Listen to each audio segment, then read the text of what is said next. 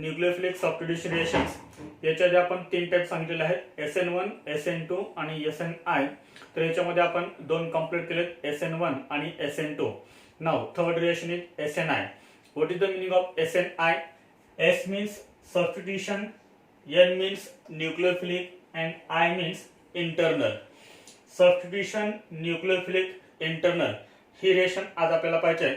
तर याच्यामध्ये आपण फर्स्ट एक जनरल रिएक्शन बघूया आपण याची. तर जनरल रिएक्शन काय आहे पहा, ROH. तर ROH म्हणजे काय, हा अल्कोहोल. This is alcohol. ह्या अल्कोहोलची रिएक्शन करायची SOCl2 सोबत. SOCl2.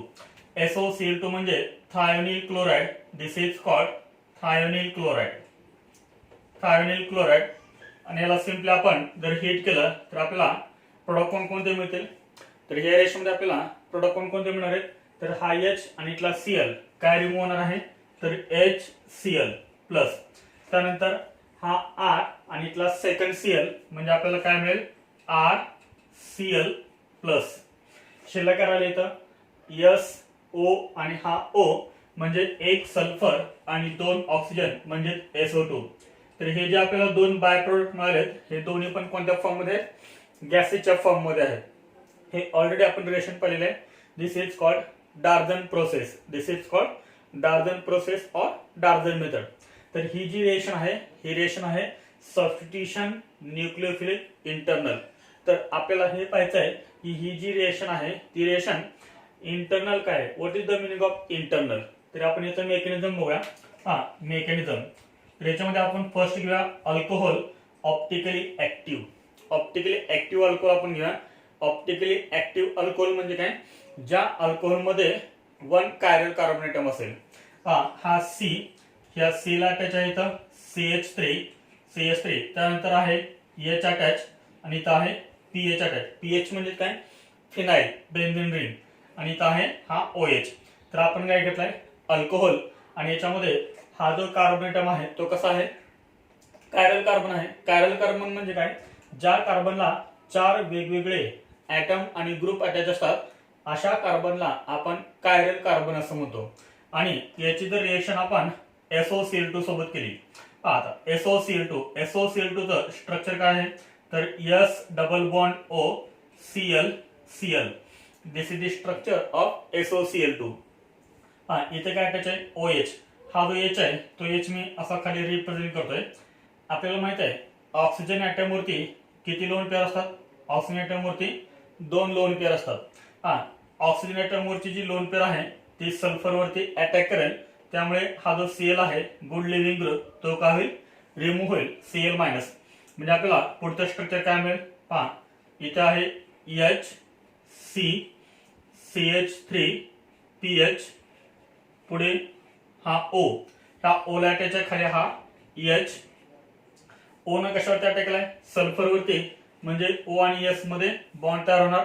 ह्या S ला काय अटॅच आहे, डबल बॉन्ड O.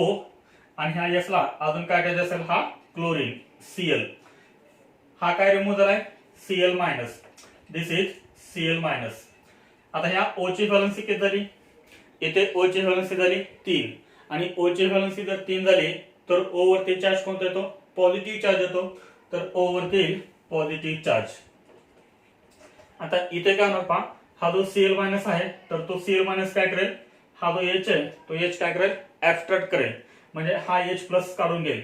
म्हणजे ह्या बॉन्ड मधले जे दोन इलेक्ट्रॉन्स आहेत हे दोन इलेक्ट्रॉन कुठे शिफ्ट होतील, तर ऑक्सिजन ॲटम वरती शिफ्ट होतील. आणि पुढचं जे स्ट्रक्चर आपल्याला मिळेल ते अशा प्रकारे मिळेल, H C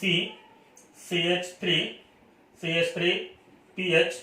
त्यानंतर इथं आहे O ला काय अटॅच आहे, S डबल बॉन्ड O आणि Cl. हा H आणि हा Cl काय रिमूव्ह झाला सांगा, HCl. तर याच्यामध्ये फर्स्ट कोण रिमूव्ह होतो, तर HCl. आता त्यानंतर पुढचे स्टेप सर्वात महत्वाचे आहे. तर हा एकच मॉलिक्युल आहे. This is called alkyl chloro sulphide. तर याच्यामध्ये हा जो Cl आहे, Cl काय करेल, हे जे दोन इलेक्ट्रॉन्स आहेत हे दोन्ही इलेक्ट्रॉन घेऊन ह्या कार्बन ॲटम वरती अटॅक करेल. Because carbon atom is positively charge. आता इथे जर आपण बघितलं तर Cl न जो अटॅक केलाय कार्बन ॲटम वरती तो कसा आहे, इंटरनल अटॅक आहे. म्हणजे एकच मॉलिक्युल आहे हा.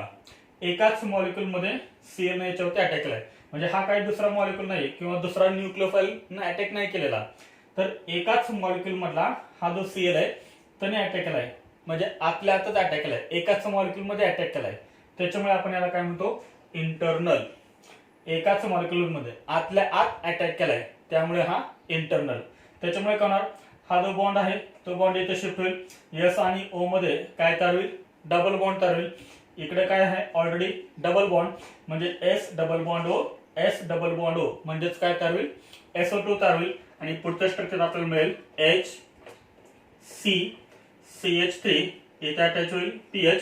आता इथे अटॅच काय होणार Cl प्लस, हा काय तयार झाला SO2 गॅस तयार झाला, हा SO2 गॅस प्लस हा काय आहे HCl गॅस, HCl गॅस. तर अशा प्रकारे याचा मेकॅनिझम आहे. तर याच्यामध्ये सर्वात महत्त्वाचं काय आहे पहा, इथे लिव्हिंग ग्रुप कोणता आहे सांगा, तर इथे लिव्हिंग ग्रुप कोणता आहे OH. OH is living group. ज्या साइडला OH ग्रुप आहे त्या साइडला हा न्यूक्लिओफाइल अटॅच झालाय पहा. ज्या साइडला लिव्हिंग ग्रुप आहे त्या साइडला प्रोडक्ट मध्ये काय अटॅच झालाय, न्यूक्लिओफाइल अटॅच झालाय, and this is called retention. आपण बघितलंय. आता याच्यामध्ये जर आपण बघितलं तर याचं जे कॉन्फिगरेशन आहे रिएक्टंटचं, तर रिएक्टंटचं कॉन्फिगरेशन कोणतं आहे R कॉन्फिगरेशन. आणि आपल्याला हा जो प्रोडक्ट मिळालाय त्याचंही कॉन्फिगरेशन काय आहे R कॉन्फिगरेशन. आता हे R कॉन्फिगरेशन म्हणजे काय आणि S कॉन्फिगरेशन म्हणजे काय हे आपण डिस्कस करणार आहोत एका सेपरेट व्हिडिओमध्ये. याच्यावर फक्त लक्ष ठेवा, हा जो रिएक्टंट आहे तो रिएक्टंटचं कॉन्फिगरेशन काय R कॉन्फिगरेशन, आणि जो आपल्याला प्रोडक्ट मिळालाय त्याचं कॉन्फिगरेशन काय आहे R कॉन्फिगरेशन. आणि यालाच आपण काय म्हणतो retention. This is called retention of configuration. This is called retention of configuration. This is an example of substitution nucleophilic internal. तर आता याच्यामध्ये कॉन्फिगरेशन चेंज झालेलं आहे का, जे रिएक्टंटचं कॉन्फिगरेशन आहे तेच प्रोडक्टचं कॉन्फिगरेशन आहे, आणि यालाच आपण काय म्हणतो रिटेन्शन ऑफ कॉन्फिगरेशन. याच्यामध्ये जो न्यूक्लिओफाइलचा अटॅक आहे तो कसा आहे इंटरनल आहे, आतल्यात आहे, त्यामुळे हे एक्झाम्पल आहे इंटरनलचं. This is SNI reaction substitution nucleophilic internal. आता याच्यामध्ये अजून एक पॉईंट खूप महत्त्वाचा आहे.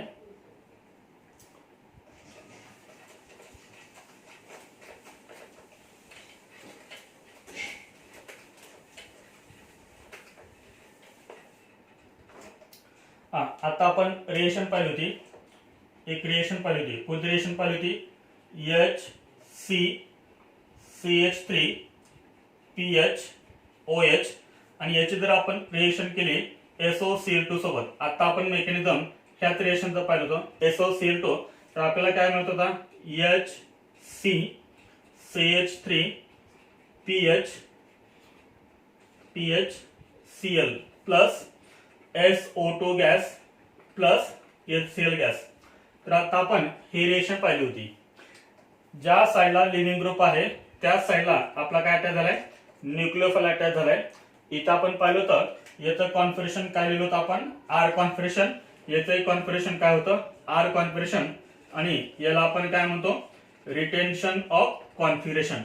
आता याच्यामध्ये एक महत्त्वाचं एक्झाम्पल आहे, ते एक्झाम्पल आपल्याला नीट आणि जे मध्ये विचारतात. पहा नोट काय, same reaction HCCH3 PHOH plus SOCl2 in presence of pyridine. In presence of pyridine. pyridine structure काय आहे, this is the structure of pyridine. This is the structure of pyridine. तर आपल्याला जो प्रोडक्ट मिळेल तो कोणता मिळेल ते खूप महत्त्वाचं आहे पहा. तर इथं जो प्रोडक्ट आहे त्याच्या बरोबर अपोजिट मिळेल, म्हणजे तर OH कुठं आहे फ्रंट साइड अटॅक आहे, तर त्याच्या बरोबर बॅक साइडला न्यूक्लिओफाइल अटॅच होतो म्हणजे सेल अटॅच होतो, आणि आपल्याला प्रोडक्ट मिळेल CCH3, इथं अटॅच होईल H, इथं अटॅच आहे PH, इथं आता काय अटॅच होईल Cl, इथं Cl अटॅच होईल न्यूक्लिओफाइल अटॅच होईल plus SO2 gas plus HCl gas. तर या दोन्ही रिएक्शन मध्ये काय डिफरन्स आहे, त्या दोन्ही रिएक्शन मध्ये डिफरन्स आहे, इथं आपण pyridine यूज केलं नाही. विदाउट pyridine आपल्याला काय मिळालं रिटेन्शन ऑफ कॉन्फिगरेशन, ज्या साइडला लिव्हिंग ग्रुप त्या साइडला न्यूक्लिओफाइल अटॅच. आता आपण तीच रिएक्शन घेतले, फक्त आपण ऍड काय केलेलं आहे, पिरिडीन ऍड केलेलं आहे इन प्रेझेन्स ऑफ पिरिडीन. तर काय झालंय, ज्या साईडला OH आहे त्याच्या बरोबर अपोजिट साईडला न्यूक्लियोफाइलने अटॅक केलाय. मग याला आपण काय म्हणतो, याचं कॉन्फिगरेशन आपण इथे लिहिलं आहे. याचं कॉन्फिगरेशन काय, R कॉन्फिगरेशन. आणि याचं जर आपण कॉन्फिगरेशन बघितलं तर हे कॉन्फिगरेशन कोणतं आहे, S कॉन्फिगरेशन. जर कॉन्फिगरेशन चेंज झालं तर याला आपण काय म्हणतो, inversion of configuration. Inversion of configuration असेल तर ही रिएक्शन कोणती आहे, SN2. याला तर आपण काय म्हणतो, वॉल्डन इन्व्हर्जन असे म्हणू शकतो. Walden inversion, this is an example of SN2 reaction and this is an example of SNI reaction. ह्या दोन्हीमध्ये खूप डिफरन्स आहे पहा. ह्या दोन्ही रिएक्शन्स आपल्याला नीट आणि जेसाठी खूप महत्त्वाच्या आहेत. जर इथं पिरिडीन नसेल तर रिएक्शन कोणती, SNI, रिटेन्शन ऑफ कॉन्फिगरेशन. जर इथं पिरिडीन लिहिलेलं असेल तर याचा अर्थ ही रिएक्शन कोणती आहे, SN2, वॉल्डन इन्व्हर्जन किंवा सिम्पली इन्व्हर्जन ऑफ कॉन्फिगरेशन. तर ही झाली आपली थर्ड रिएक्शन कंप्लीट, SNI. त्यानंतर याच्यामध्ये नेक्स्ट पॉइंट आहे difference between SN1 and SN2 reaction.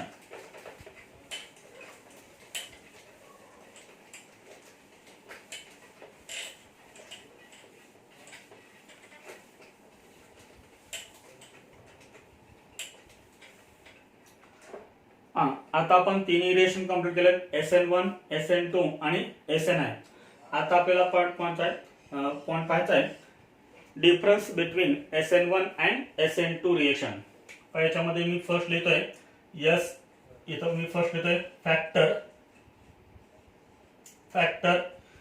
SN1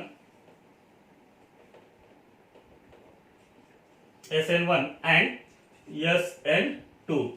What is the difference between SN1 and SN2 reaction? थेअरीसाठी आपल्याला हा 2 मार्काला क्वेश्चन विचारू शकतो. याच्यामध्ये फर्स्ट फॅक्टर आहे कायनेटिक्स. First is kinetics. आपण पाहिले SN1 रिएक्शन कशी आहे, it is first order reaction. SN2 कशी आहे, it is second order reaction. First point is kinetics. SN1 is first order reaction, SN2 is second order reaction. Then next point is molecularity. Next point is molecularity. It is unimolecular reaction. It is unimolecular reaction. It is bimolecular reaction. It is bimolecular reaction. Then third point is rate. Third point is rate. The rate of SN1 reaction depends on the concentration of only alkyl halide. Rate is directly proportional to concentration of alkyl halide.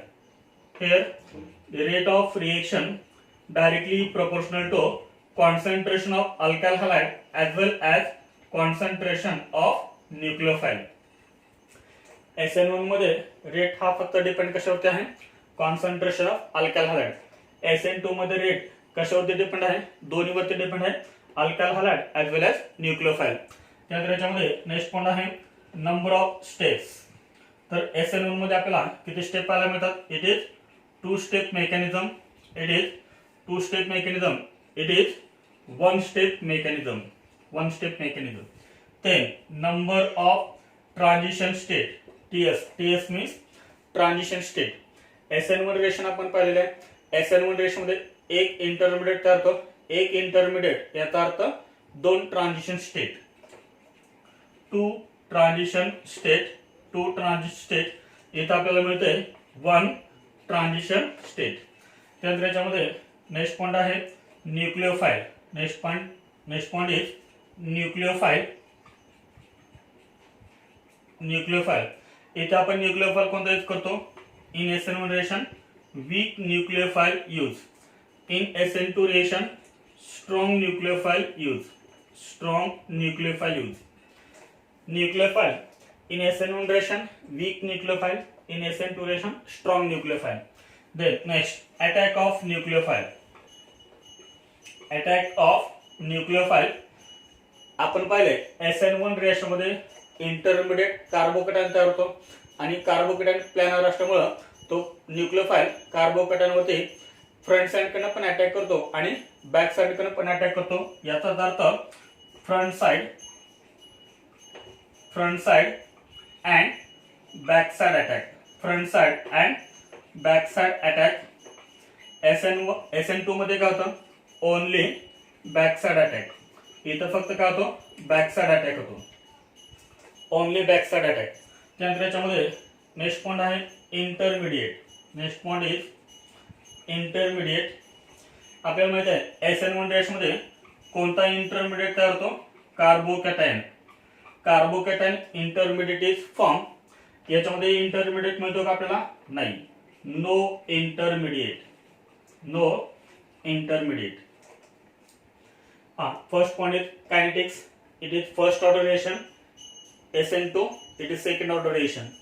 Molecularity, SN1 is unimolecular, SN2 is bimolecular. Then rate is directly proportional to concentration of alkyl halide.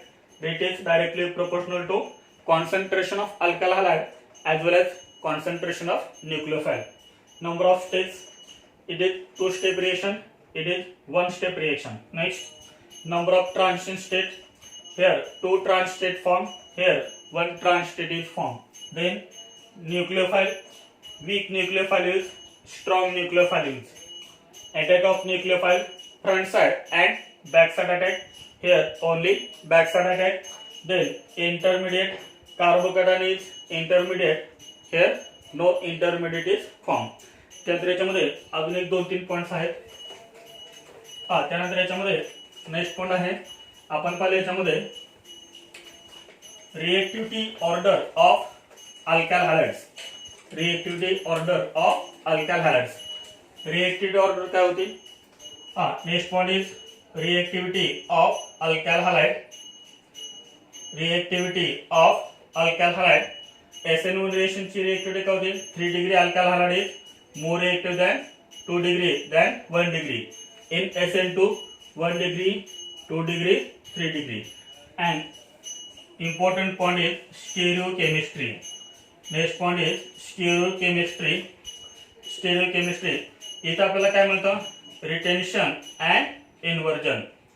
Retention and inversion of configuration takes place, that is called partial racemization. Partial racemization. Partial racemization. And here only inversion of configuration takes place. Inversion of configuration takes place. Only inversion. इथे आपण काय म्हणतो, याला Walden inversion असं म्हणतो. तर हा point झाला आपला complete difference between SN1 and SN2 reaction. तर इथं आपण या तिन्ही रिएक्शन कंप्लीट केलेले आहेत, SN1, SN2 आणि SNI. जर हा व्हिडिओ तुम्हाला आवडला असेल तर प्लीज शेअर करा, लाईक करा अँड सबस्क्राईब करा. थँक्यू.